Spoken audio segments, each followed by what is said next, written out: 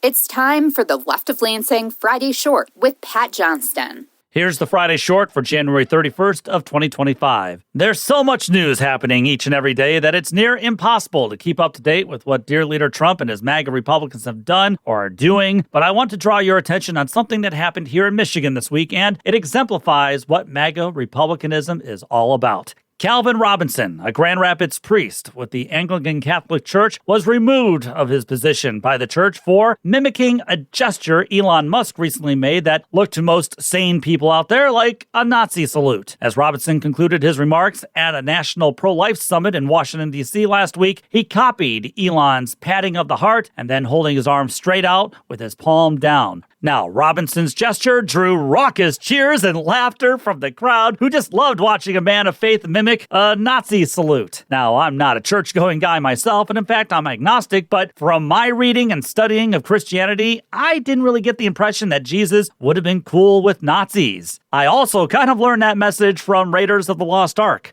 Maybe that's just me, though, because watching how that so-called pro-life crowd reacted to Robinson's salute, they sure seemed to love it. Of course, what do you expect from a group of people whose main purpose in life is to punish women for having sex or getting raped? Now, the Anglican Catholic Church said in an announcement that Robinson was being stripped of his position because it believes that those who mimic the Nazi salute, even as a joke or an attempt to troll their opponents, trivialize the horror of the Holocaust and diminish the sacrifice of those who fought against its perpetrators. Robinson accepted the church's decision, but defended himself on social media, saying he made the gesture to mock hysterical liberals who called Elon Musk a Nazi. Now, Elon, who owns the site formerly known as Twitter, made that gesture during a post-inaugural event, which drew huge applause from dear leader's cult. And then, just days later, the billionaire tech bro waded into Germany's upcoming election, where he endorsed the far-right candidate there and told the crowd that there's frankly too much of a focus on past guilt and that Germans need to move beyond that. Wow. And Musk made those comments, by the way, just 2 days before International Holocaust Remembrance Day.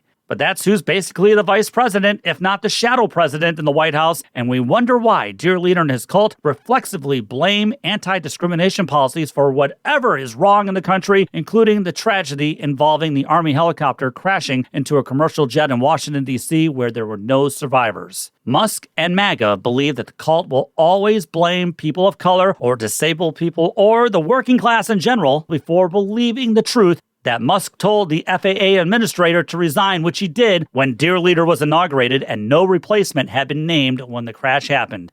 As Betty Bowers said on Blue Sky, Elon Musk starts interfering with staffing at Twitter and the site dies. Elon Musk starts interfering with staffing at the FAA and people die. Please keep him away from things that matter. And for the record, as of right now, it appears the helicopter pilot was white, the airplane pilot was white, and the air traffic controller was white. Just know, though, that whenever things go wrong for dear leader, he'll try to always scapegoat diversity rather than accept responsibility for himself. The party of responsibility, what a joke. But that's who Calvin Robinson and the MAGA cult revere, glorify, and align with. And so when Calvin Robinson mimics Elon Musk's salute, he's mocking marginalized people and the disadvantaged. You know, the people Jesus loves. At the very least, Calvin Robinson can no longer spread his message of hate draped in Christianity. Take the small victories where we can get them right now, but also let this be a lesson to keep shining a light on who these hateful people truly are.